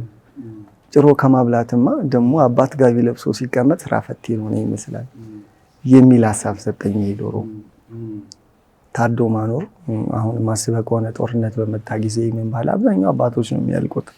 ለምን? ድንበር ማስከበር ነው፣ ቤተሰብ መጠበቅ ነው፣ ማህበራዊ ጉዳዮች ለሚከንከን ነው። ያንን እንዳያደረገኝ አውራ ስራ ፈት የመሰለኝ አውራ ዶሮ። ሌላ ደግሞ ኩኩሉ ሲል ሌሊት ነው የሚለው እና ጥያቄ ጠየቅኩት። ይህንን ውለታውን ይዤ ምን ብዬ ነው የጠየቅኩት? አንተ ተነስተኛን ከመቀስቀስ በፊት አንተም አንቀስቅሶ ተጮኸው አልኩት። ኩኩሉ መተለው እሱ ምን ብሎ መለሰ? ሞት አለብኝ እኮ ከፊት እርድ አለብኝ። እርድ ያለበት እርድ እንደሌለበት እሺ ብሎ ይተኛል እንዲህ አለ። አሁንም ወንዱ አውራ ዶሮ ነው። ይህም ሌላ ጉዳይ ነው። ግን እኔ የጮህኩት እርድን ፈርቼ አይደለም አለ ሌላ።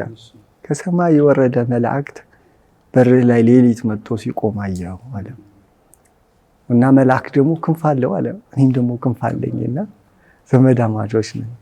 መልአክ ከሰማይ ወርዶ ያንተን በር ፈጣሪውን ለማወደስ በሌሊት ተነስቶ የሚቆመው ጀግና ማን ነው?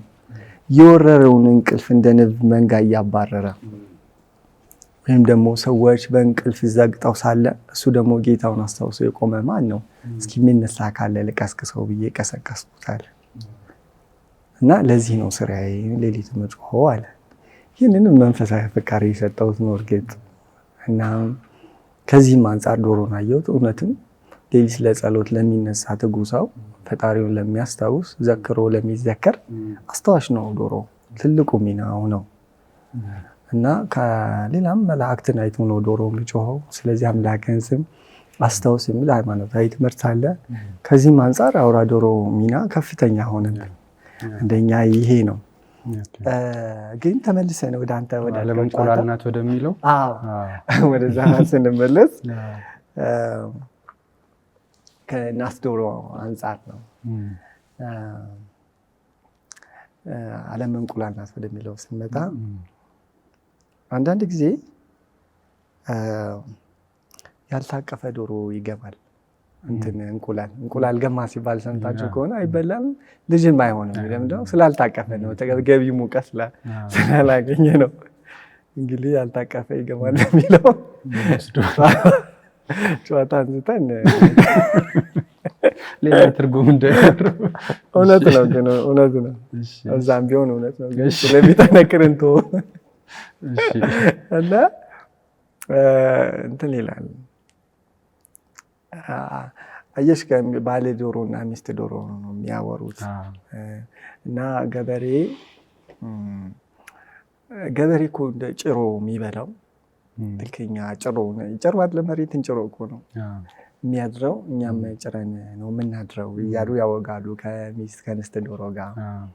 እና እኛ ግን ምንድነው ፍሬ በአመድ ውስጥ እንደተቀበረ ለማብሰል ፍሬ አመድ ውስጥ ትሸጉጣለህ ወይም ደግሞ ዱቄት ውስጥ ትሸጉጣለህ። እነዛ እንዲበስል ሙቀት እንዲያገኝ እንደሚሸጎጠው ደመናው እኛን ከልሉን፣ እኛ ደግሞ የምድር ፍሬ ነን እና እስክንበስል ነው እንጂ ተጥለን አይደለም የሚል ወግ ነው የሚያውቁት።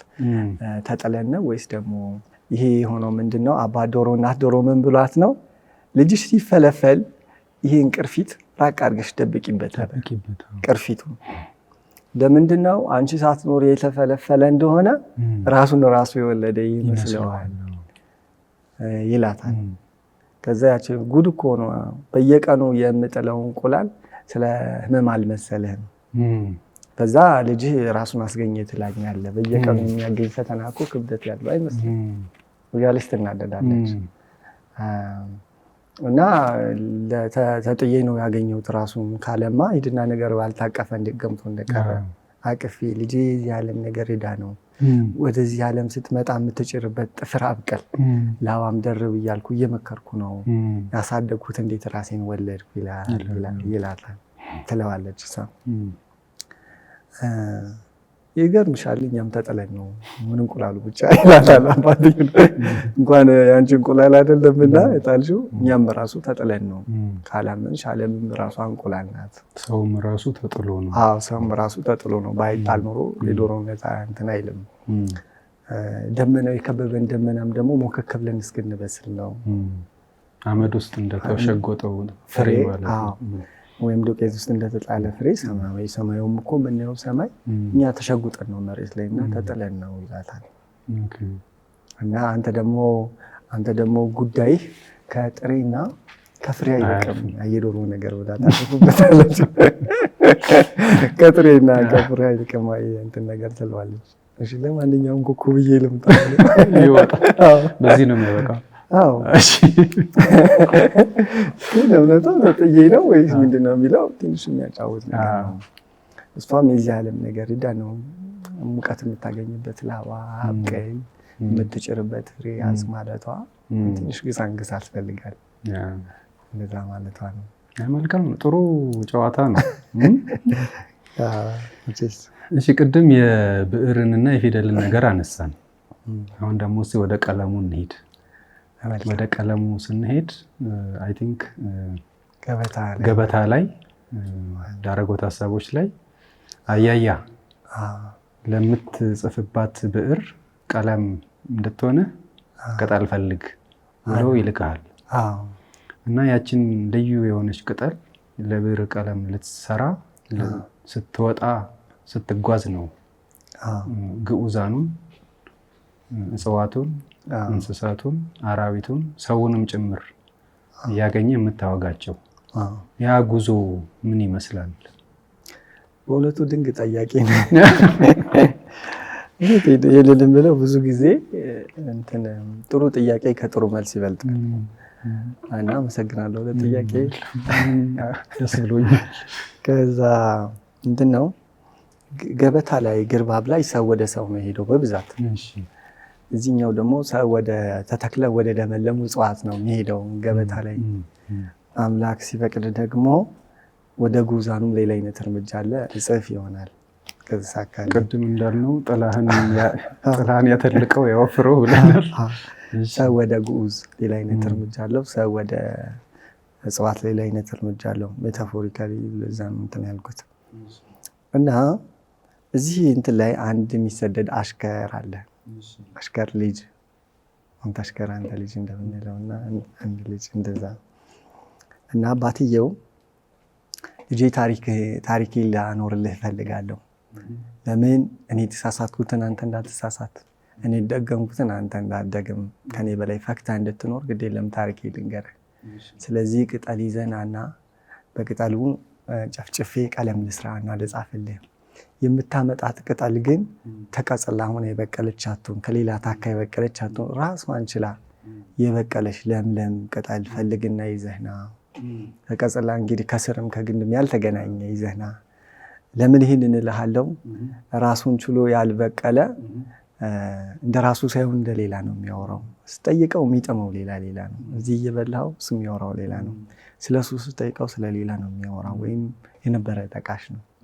ራሱን ቆሞ እንዲያወራ እንደዛ አይነት እጽዋት ለታሪክ እንዲተርፍ እና ቀለሙን እንዳይለቅ ራሷን ችላ የቆመች ቅጠል ይዘህና ብሎ ቅጠል ፍለጋ ይወጣል።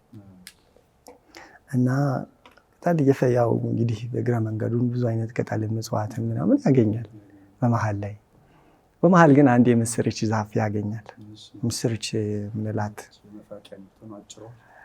እሷ ችፍርግ ናት።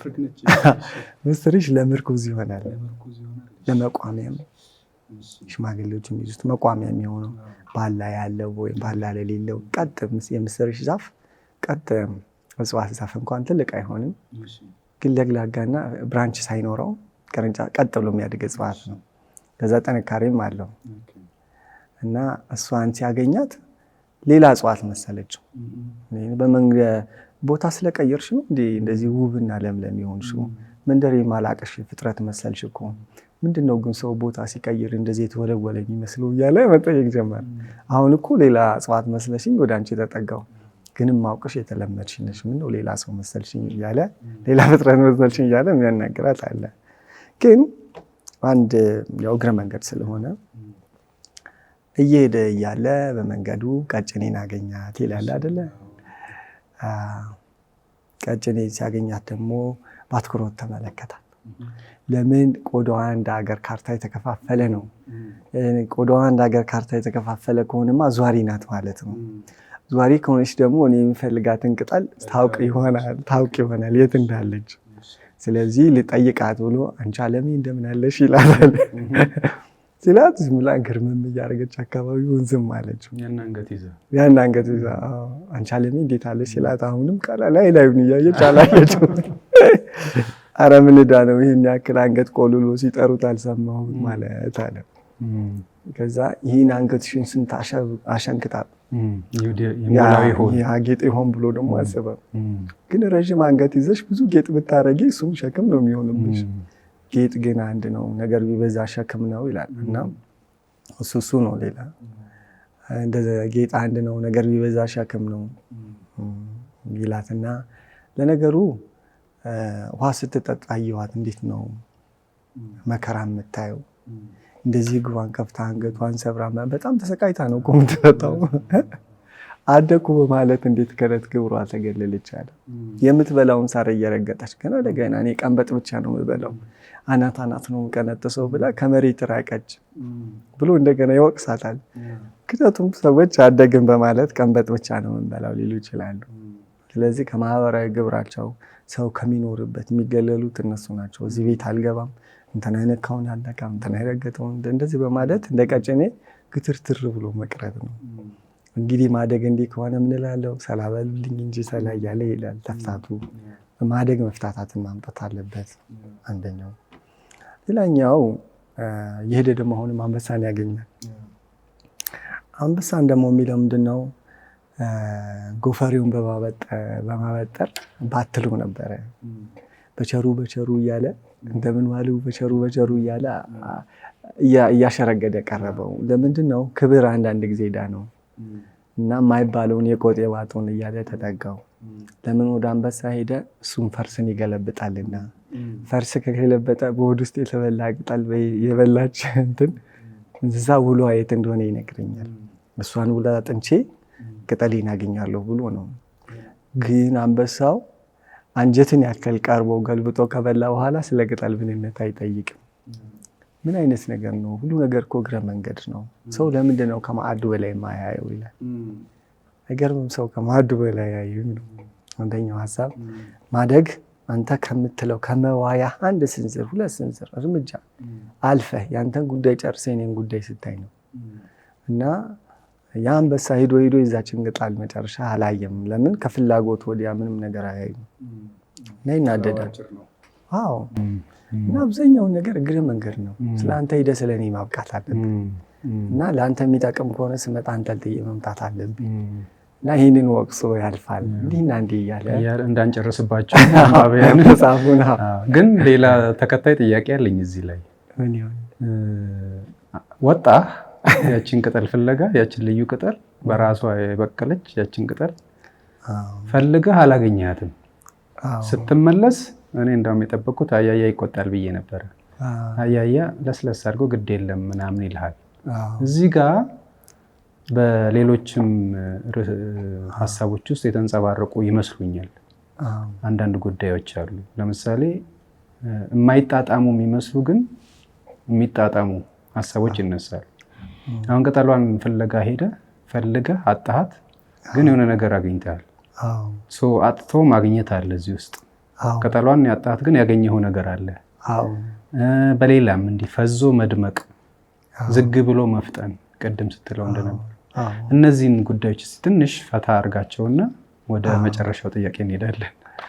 ይህ በጣም ደስ የሚል ነገር ነው። ምንድነው መዋያ ሁሉ መዋያ አይደለም። አንድ ቦታ ስትደርስ አትኩረትን የያዘው ወይም ፒን የተደረከበት ጉዳይ አይደለም ዋናው ነገር ነው። ገብቷል። ብዙ ዙሪያ አለ። ዙሪያ የያዘ ያቀፈው ከሄድንበት ጉዳይ የከበበን ጉዳይ ይበልጣል። እና አንድ ሰው የሚማረው ዙሪያውን ማየት ሲችል ነው እንጂ አትኩሮ ያደረገበትን ብቻ ከሆነ ቀጭን መንገድ ነው። ምን ያስተምረዋል? ይዘና ነው የተባለው ይዘህ ይመጣል። የኔ ብለህ በመፈለግ አይን ግን ሁሉ ነገር ካየው እሱ ትምህርት ይሆናል። ማያስተምር ነገር የለም። ቁሞ የለመለመ ዛፍ ሂዶ የሚደርቅን ሰው ያስተምራል። ቁሞ የለመለመ ዛፍ። ስለዚህ እጽዋትም በዛ ውስጥ የተሸጎጠ እንስሳትም በሰው ውስጥ ያለ አውሬም እና ይህ ሁሉ ያስተምራል አንደኛ። ስለዚህ ነገሮችን በመፈለግ አይን እንዲያይ ነው አባትዬ ወደ ጫካ ህይወት የላከው የኔ ብሎ እያንዳንዱ ነገር እንዲያይ ነው። ስለዚህ መልእክቱ አንደኛ እሱ ነው። ሌላ ደግሞ የሚጎዳን የሚመስለን ነገር፣ የማይጠቅመን የሚመስለን ነገር አንደኛው እኛ የሚያጋጥመን ችግር መከራ ሊሆን ይችላል። እንደውም ችግርና መከራ እኮ ሀሳብ የምትፈለፍል ሰው ከሆንክ እድለኝነት ነው። ምክንያቱም ተቆልተንም ወይ ተነክረንም ነው ምንበስለው። አንድ ጊዜ አለ ቆሎ ቆልተን ነው የምናበስለው፣ ወደ መብሰሉ ግን በሳት ተቃጥሎ ነው የሄደው። አንደኛው ደግሞ ተዘፍዝፎ የሚበሰብስ አለ፣ ደግሞ ውሃ አብስተህ ብትሰጠው እኮ የሚበሰብስ አለ። እና የትኛው ነው የመብሰል መንገድ ነው እንጂ የምቾት መንገድ ብለን አይደለም መጠየቅ ያለብን። ስለዚህ መቃጠልም ችሮታ ነው አንዳንድ ጊዜ የሚያስተምርና የሚያበስል ከሆነ እና ዓላማው ደግሞ የሰው ልጅ ተምሮ ማደር ከሆነ የሚያስተምረውን መያዝ አለበት ነው። እዛ ነው አንደኛው። ተቃራኒ ይመስላል ግን የሰማይ መንገድ የሚያስከፍት ከሆነ ችግር የለውም። የትንሽ ነገር ነው ማለቴ ነው። ሌላ ደግሞ አንድ ጽናትህ ቀጥሎ በር ያስከፍትልሃል። እንዴት ነው ይሄንን የምለው? እንደውም ቅድም ሳስብ ነበረ ድምፅ የማይሰማና አካሉ ደግሞ ስሜት የሌለው የእጁ ቢሆን አንድ ሰው አንድ በር ላይ ስንት ዓመት ያንኳኳል እያልኩ አይሰማውም ድምፁን። የሚያንኳኳው ደግሞ ህመም አይሰማውም። ስንት ዓመት ያንኳኳል ብዬ ሳስብ እንደ ጽናቱና እንደመፈለጉ ነው። አንዳንዴ የማይመለከት ቦታ ላይ በማይሰማ ስሜት 1 ዓመት መቆየት ትችላለህ ወይ? ለምንድን ነው? ተከፍቶ እስካይ በሩ እስኪከፈት ባይሰማኝም ከነገሩ ጋር ሪሌት ባላደርግም ግን ይሄ ዝግ መንገድ ክፍት እስኪሆን ድረስ እኔም ባልጠቀምበት ልጆቼ ቢጠቀሙ አሁን ላይ ህመም ቢያጋጥመኝም 1 ዓመት ግን አንኳኩቼ ይህን በር አስከፍተዋለሁ። ለምንድን ነው? ለሰው ልጅ መንገድ ነው። እንደዛ እያልክ የምትሄድባቸው መንገዶች አሉ። ይህንን ደግሞ ያመጣኸው የዛሬ ትጋትን ከዓላማ እንጂ ከኑሮ አይደለም። ስለዚህ የአንዳንድ ነገር ፍቺዎች ከዓላማ ነው የሚመጡት፣ ከአሁን አይደለም ያሉት። አንዳንዴ እንዲያውም ዙሪያ ለአንተ ለማስተማር ይሰንፋል፣ ሁሉም እኩል ይሆናል። ያን ጊዜ ምን አስባለሁ? ፈንጥቆ ከመኖሪያው የሚወጣ አሳ ነው ያለው። አሳ ድንገት ብድግ ሲል በላይ በመሬት ላይ የሚራመዱ እንስሳዎችን እኮ ሊያይ ይችላል። ምንድነው? ከመኖሪያው ከግዛቱ ውጪ አያለው። አንዳንድ ጊዜ እንዲያውም እግር ያበቃሉ የሚበሩ አሳዎችንም አይቻለሁ። ለእኔ ትልቅ ተስፋ ናቸው እነዚህ። ምን ብዬ ነው የማስበው? ከመኖሪያና አንዳንድ ነገር በሰለቸኝ ጊዜ ዙሪያዬን እንዴት ነው ትቼ የምሰደደው? ክንፍ ማብቀል አለብኝ። እንዴት ነው ክንፍ ማብቀል ጥበቡ? ጠብቁኝ ብዬ እንዴት ልሂድ፣ ራሴን እንዴት ልተወው፣ እንደዚህ አይነት ነገሮች አስባለሁ። በሀሳብ መንገድ እነዚህ አሳውነ ክንፍ ማውጣትና እግር አብቅሎ መሰደድ አስፈላጊ ነገሮች ናቸው። ቅርጽህን ቀይረ ከድንበር ገፋ ብሎ የማየት መንገድ ስላለው እንደዛ። በጣም ጥሩ። ወደ መጽሐፉ ርዕስና ወደ ሽፋን ስዕሉ እንሂድ። የገበታን ማለት ነው። ገበታ ላይ እንግዲህ ቀጭኔን ስናነሳ አንገቷን አንስተናል። ሌላ ተመሳሳይ ረዥም አንገት ያላት ሰጎን አለች። ሰጎን አንገቷ ረዥም ነው እንደ ቀጭኔ። ከዛ ደግሞ ክንፍ አላት ግን አትበርም። ከዛ ደግሞ ሚዛን ትመስላለች። ሰጎንና ሚዛን ምንና ምን ናቸው? የመጽሐፉ ሽፋን ላይ ምን ታደርጋለች ሰጎን? ገርም ነው። ምንድነው ሰጎንን ዝም ብዬ ሰዓት ሁለት ሰጎኖች ቆመው ነው ያሉት ጋባሩ ላይ እና ይሄ ሱቅ ሄደን በዚህ በኩል ብረት በዚህ በኩል ስኳር የምናደርግበት ሚዛን ማለት ነው። አንገቱ እንደዚህ ያለ የሚመጣጠን አለ እና ከኋላዋ የትከሻዋ የጀርባዋ መስፋት የስኳር ማስቀመጫ ነው ይመስለኝ። ደግሞ መልኳም ደግሞ ሚዛን ነው። ብረት መልክ ስለሆነ መልኳ ከነ መልኳ እኔ ሰጎንን ሳይ ሚዛን ነው የሚታየኝ አንደኛው። ሁለት ደግሞ አሻግራ ታያለች። ከቀጭኔ ደግሞ ሰላ በማለት ትለያለች። የተፍታታ ነው አንገቷ ምናምን እንደዛ ደረቅ አይደለችም እና አንደኛ አሻግሮ ማየቷ ነው ያመጣኝ። ሁለተኛ መመጣጠኗ። ሚዛን የሚለውን ሀሳብ ለምን አመጣሁት? ተመጣጥኖ ስለመኖር የሚለው ነው። ተመጣጥኖ የሚለው የሚዛን ከፍ ዝቅ ማለቱንም አንድ ነው። ሁለት እኩል ማለት ትክታ ትይዩ መሆን ትክ ብለህ ይየኝ ማለት በአይን ትክክል ማለት ነው። ትክክል የመጣው እኮ በአይን ትክክል ስለሆነ ነው ሰው በሚመስለኝ እና ትክክል ማለት በአይን ትክክል በሰው ልክ እንደዛ በዛ ጉዳይ ያየኋቸው ጉዳዮች ናቸው። በሰው ልክ ሌትም አይደሉም። እሱ ማለት ይሄ ነው። አንድ ትክክል የሚለውን ሀሳብ በውስጥ ስለያዘልኝ ነው። አንደኛው እሱ ነው። ሁለት ደግሞ ከመዋያዋ በላይ የምትረግጠው ሳር ማዕዷ የምትጭርበት ቦታ አልበላጣትም። አካባቢውን ቀና ብላ ማየት ትችላለች እና ከኛ ውስጥ ማን ይዳኝ ሲባል ረዥም አንገት ያለው በረዥም አንገት ነው እንዴ ካልከኝ፣ አዎ በረዥም አንገት ነው። የነገንና የዛሬን ያንተና የኔን የሚያይ ሰው ነው የሚሻለው ወይስ የኔን ብቻ የሚያይ ነው? ስለዚህ አሻግሮ የሚያይ ሰው ከኛ የተሻለ ነው። ለምን የሁላችንም ያያልና ጉድባ አልሸፈነውም። አንደኛው ይሄ ነው። በዚህ ምክንያት ነው ሰጎንን ያረኳት። በሌላም ጊዜ ጠይቂያት ነበር። ዶሮን ትዝ ካለ ሌላ መጽሐፍ ላይ ነው አንስቼ ለምንድን ነው ማትበሪው? ሰጎንንም ለምንድን ነው ማትበሪው እያት ነበር። ክንፍ ይዘሽ አይ አሞራ በሰማይ ሲንከባለል ዋለ አለች። ንስር በሰማይ ሲገለበጥ ተወርውሮ ከባህር አሳ ሲነጥቅ ደስ ይላል ትርኢቱ አለች። በሰማይ መብረር የልጆች ጨዋታ ነው ብዬ ነው ፍላጎቴ ከመሬት ነው። ከመሬት ላለ ጉዳይ ለምንድን ነው መመረው?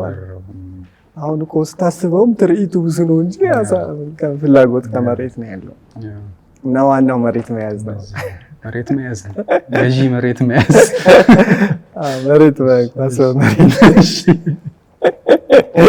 ትክክል የሚለው ሀሳብ የሚዛኑ ላይ ምን አስታወሰኝ መሰለህ? ሚዛን ይሄ ኪሎ በዚህ በኩል አስቀምጠበት በዚህ በኩል ወይ ስኳር ወይ ምናምን ስታደርግበት ትክክል እስኪመጣ ራሱ ሚዛኑ ይረግባል እኮ። ምላሱ ግጥም ሲል ትክክል ይሆናል ማለት ነው። ሲገጥም ማለት ዝም ሲል ሲረግብ። በጣም ጥሩ። ስለ መጽሐፉ ርዕስ ቅድም አውርተናል። የፊደል ገበታና ገበታን አያይዘን ሰው መጨመር የምትፈልገው ነገር ካለ ነው እንጂ እዚህ ላይ ገበታን የፊደል ገበታን አንስተ ገበቴንም ጨምረ ነካክተዋል። ይበልጥ ማብራራት ከፈለክ እንግዲህ ያው አብዛኛው እንዳንጨርስ ለዛ ነው እኔም ብዙ መክፋት ያልፈለኩት። ብዙ ጊዜ እንደዚህ አይነት መጽሐፎች በእርጋታ የሚነበቡ እያሰብክ የምታነባቸው ነው እንጂ በአንዴ ሊጨርሰው ብለህ ከጀመርክ አስቸጋሪ ነው የሚሆነው። ስለዚህ ብዙ ጊዜ በእርጋታ ብናነበው የተሻለ ነው ብዬ አስባለሁ። በጣም ጥሩ አልኩኝ። በእርጋታ በማሰላሰል በማጤን እንዲያነቡ እንጋብዛለን። እንጋብዛለን። ሌላ ጊዜ ደግሞ በሰፊው እንገናኝና የምንጫወት ይመስለኛል። እሺ፣ ስለዚህ ገበታንም ሆነ ግርባብን ለአንባቢ ጋብዛለሁ። በሌላ ጊዜ እንግዲህ ደግሞ በሌላ በሶስተኛው መጽሐፍ እንገናኛለን ተስፋ አደርጋለሁ። አድማጮቻችን እናመሰግናለን። ፍቄም በጣም አመሰግናለሁ። እኔም በጣም አድርጌ አመሰግናለሁ። በጣም ድንቅ የነበሩ ጥያቄዎች። አመሰግናለሁ። እሺ